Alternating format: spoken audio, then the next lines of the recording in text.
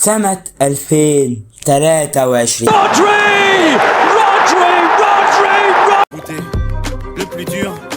علي معلول يوزع جول. أحداث كتير قوي. أنا بصراحة مش عارف أعمل فيديو على إيه، يعني أحداث السنة دي كتير جدا. وقف هنا كده يا قلب أخوك، عيد لي تاني اللي أنا شفته ده.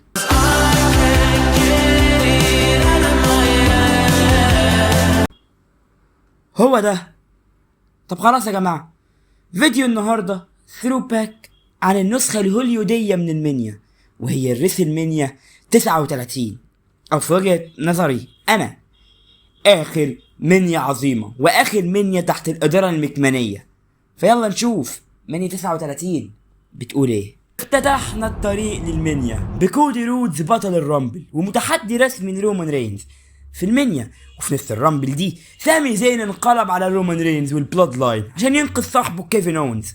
عشان في الطريق للمنيا يبقى لنا توقف واحد بس، إليمينيشن تشامبر في كندا، اللي لعب فيها المصارع الكندي سامي زين ضد البطل لأكتر من 500 يوم وقتها رومان رينز على البطولتين، وقدم نزال تاريخي ولكنه ما قدرش يكسب. وفي النزال ده شفنا بدايات كده لتفكك البلاد لاين، وعشان بعد التشامبر كلنا نقول ان كودي هو المخلص.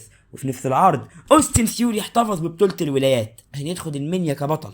للمعلومة بروك ليسنر وبابي لاشلي كان بينهم عداوة كده، والكل كان متحمس لماتشهم اللي هو اصلا دريم ماتش، يعني فما بالك ان هو يحصل في الريسل منيا. خلينا نبقى نرجع للنقطة ديت بعدين عشان هتعرفوا ليه. في الطريق للمنيا بقى شفنا اشتعال عداوة كودي ورومان، اتحاد سامي مع كيفن ضد الأوسوس، وتحديد نزال بينهم على الألقاب في المنيا. الأسطورة جون سينا دخل على خط بطولة الولايات وتحدى التقليد الرخيص منه أوستن ثيوري. بروك ليسنر قلت لك من شوية انه كان في عداوة مع بابي لاشلي، المفروض تودينا نزال في المنيا، لكنهم حطوه مع هذا الشيء المدعو اومس. ليه؟ عشان مكمان عايز كده طبعا. مكمان عايز كده، اهو غلاسه كده. لكن الأهم إن تحدي النزال ثلاثي بين درو ماكنتاير، شيمس، والبطل التاريخي لبطولة القارات الرين جنرال جونثر. وكل ده ادلنا أمل إننا داخلين على ليلتين منيا للتاريخ. Global Entertainment Spectacular WrestleMania. افتتحنا المنيا مش بنزال، لكن بإننا شفنا الستيج الأسطوري ده اللي في قاموسي أنا هو آخر ستيج عظيم للريسل منيا. وفعلا أجواء المنيا دي كانت لا تعوض، يعني المنيا فعلا كانت عظيمة. عشان ندخل بقى على الافتتاح، بطل الولايات أوستن ثيوري ضد الأسطورة جون سينا، اللي بالمناسبة بيتخلق بينهم تشابه كبير جدا. نزال كان عادي وخيبة امل كبيره في المنيا، وما وصلش اللي المفروض يوصل له. كنت متحمس له وكنت متوقع يوصل لاكتر من كده، بس للاسف هو ما وصلش اللي المفروض بجد يوصل له. حرام يعني، نزال ضاع، وهو ضاع بعدها كمان اوستن ثيوري. طبعا النزال انتهى بفوز اوستن ثيوري عشان يحتفظ ببطوله الولايات، عشان بعدها ندخل للباث روم بريك، مباراة فرق ثلاثية على لا شيء، مفيش اي بطولة مفيش اي حاجة. فازت الستريت بروفيتس، وديني على اللي بعده عشان ده ولا اي. عشان بعدها ندخل على مباراة بين الافضل سيس فريكن رولينز ضد المافريك واليوتيوبر والمؤدي لوجان بول، والاتنين فعلا قدموا نزال جميل وانتهى طبعا بفوز الافضل سيس رولينز. ومعلش كل ما هقول سيس رولينز هقول كلمة الافضل لانه كذلك. عشان بعدها بندخل على نزال بين العاق ضد ابنه ضد ابوه، ري ميستيريو ضد دومدوم، حاجة يعني هم والله. وانتهى طبعا النزال بفوز ري ميستيريو، وشوفنا في النزال اللقطة دي. وبعدين اللي بعده عشان كده كتير، يعني المنيا حتى الان من اضعف الحاجات في الدنيا، ولكن اللي بعده كان حلو. وبص انا يمكن عمري ما اتكلمت على اي نزال سيدات، مش بحب اتكلم على السيدات لان حرام وصور وكده، لكن النزال ده معلش سيبنا نتكلم عنه.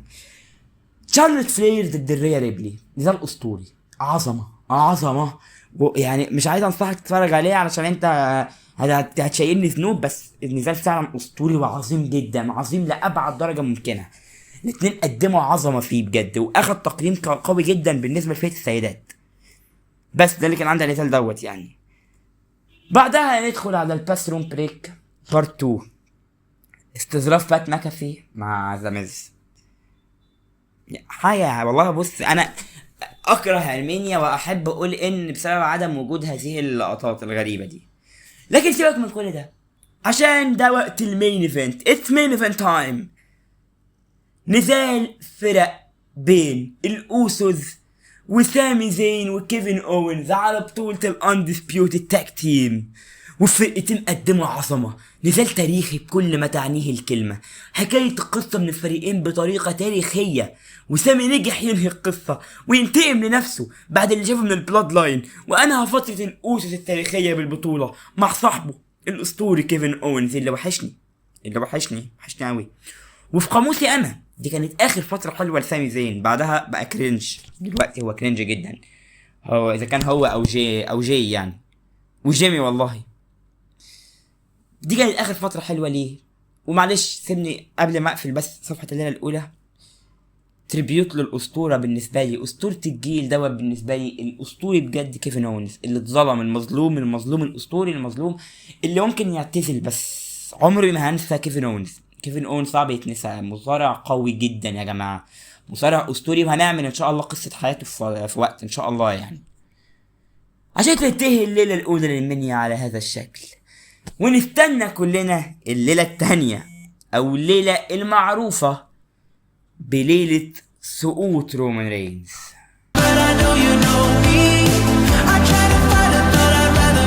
افتتحنا الليله الثانيه بنزال تسليكي بين بروك ليزنر واومس، وانتهى النزال بفوز بروك ليزنر بعد ما شال اومس. شكرا، مش هقعد ارغي في الكلام ده، عشان بعدها بقى ندخل على التقيل. نزال ثلاثي بين بطل القارات جونثر والاسطوره المظلومه شيمس والمبدع درو ماكنتاير. والثلاثيه دي حققت لنا كل التوقعات، ثلاثيه تاريخيه من الثلاثه قدموا فيها كل اللي عندهم، وخلينا ندي شويه حق للاسطوره المظلومه دي شيمس اللي عمره ما خذلك، دايما بيقدم عظمه. وانتهت التحفه الفنيه باحتفاظ الجنرال بلقبه بعد نزال تاريخي، عشان بعدها دخلنا على لقاء اخر منتظر، ايدج ضد الديمن كينج فين بالر في هيلين سيل، في اول ظهور للديمن بعد هزيمته في اكستريم رولز 2021.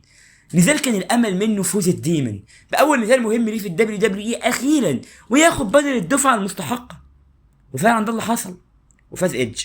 ايوه ايدج المصارع الشاب، هو اللي كان محتاج فعلا الفوز، هو كان محتاج يكسب. ايدج مصارع شاب وبيبني نفسه فعلا، مش بالر اللي المفروض عايز ياخد دفعه. فيعني حاجه قرف. وقفين الماتش ده عشان ما اتعصبش، انا عايز اعمل فيديو احكي فيه قرف الماتش ده، ان شاء الله هيتعمل. قفل الماتش ده ودخلني على المين ايفنت الاعظم. يعني مش عارف اقول ايه عن المين ايفنت ده. مين ايفنت عظيم، مين ايفنت اسطوري، مين ايفنت حلو قوي، انا بحب المين ايفنت ده جدا. البطل لاكتر من 600 يوم رومان رينز ضد الشخص اللي قال انه هينهي قصة عيلته واخد دفعات الارض من ساعة ما رجع ولحد دلوقتي اقسم بالله، كودي رودز. وشوفنا دخلة رومان الاوركستريك اللي انا بحبها وبعزها الصراحة. والنزال كان تجسيد حقيقي للبيج فايت فيلد، الاتنين قدموا نزال محترم شال اغلبه كودي طبعا، واستمرنا في النزال لحد ما بدأت التدخلات بتدخل الاوسوس لرومان رين عشان يدخلوا سامي وكيفن ليهم، والكل قال خلاص كودي هينهي القصة. لكن تدخل هذا الشخص المدعو سولو سيكوا، وفي قاموسي مدعو حمبوزو، او في قاموس محمد الحلبي يعني ايهما اقرب، وساعد رومان رينز عشان يفوز ويحتفظ باللقب. وبس كده على الشكل ده انتهت المنيا الاسطوريه دي. المنيا دي انا بحمل لها ذكريات كبيره جدا يا جماعه، انا بحب المنيا دي جدا. فاكر المنيا ديت كانت تقريبا قبل رمضان بحبه قليلين قوي، او في رمضان مش فاكر قوي الصراحه، بس فاكر كل حاجه في المنيا دي، فاكر ماتشاتها، فاكر كل حاجه. ماتش هيلين سيل بتاع ايدج والديمن كينج كان اسطوري، انا بحبه جدا عموما وبعيدا عن النتيجه، لكن هو كان ماتش حلو. وفين بالر عامل فيه سبوت اسطوري اللي هي المطه اللي نطها من فوق خالص على ايدج على الترابيزه من فوق القفص، دي سبوت تاريخي. اقول على حاجه وهتتفاجئوا، مين ايفنت الليله الثانيه بين رومان وكودي احسن بالنسبه لي من مين ايفنت ريسل مانيا 40. وخدها مني هتقول لي ريسل مانيا 40 ده حصل فيه حاجات اسطوريه، ريسل مانيا 40 كانت تدخلات انقذته، حصل فيه لقطات اسطوريه. ريسل مانيا 39 الماتش نفسه كان حلو وانا حبيت الماتش وكان يشدك فعلا، طبعا مين ايفنت الليله الاولى وتتويج سامي باللقب هو وكيفن حاجه تاريخيه، وانا برضو بحب قوي الماتش دوت وبعز له، وده بالنسبه لي اخر اداء كويس ومحترم يعني للكرينجي سوسو. عندك طبعا ثلاثيه القارات، عظمه بالنسبه لعمر. ثلاثيه القارات دي هي احسن ثلاثيه شافها في منيا من بعد ثلاثيه اتش ومايكلز وكريس بنوا بالنسبه لعمر يعني. بالنسبه لي ثلاثيه القارات تعدي ال5 نجوم كمان، ثلاثيه للتاريخ. بس اللي ممكن اقوله ان انا ما كنتش عايز جونثر يعني صراحه، يعني كان نفسي شيمس يكسب، بس ان شاء الله يا رب يكسبها باذن الله. منيا كانت حلوه فيها احداث كتير احلى بكتير من الاثنين اللي جم بعدهم عموما، لان منيا 40 خلينا نتفق ان اللي شالها ماتشين، ماتش التاك تيم وماتش المين ايفنت، وممكن شويه ماتش سيس ودرو، واللي شالها كان الروك. منيا 41 محدش شالها وكانت تقرف. الحاجه العدله الوحيده، الحاجتين العدلين، الماتش الثلاثي في مين ايفنت المنيا الليله الاولى، وطبعا فوز سينا بال17 يعني دي الاسباب عاطفيه.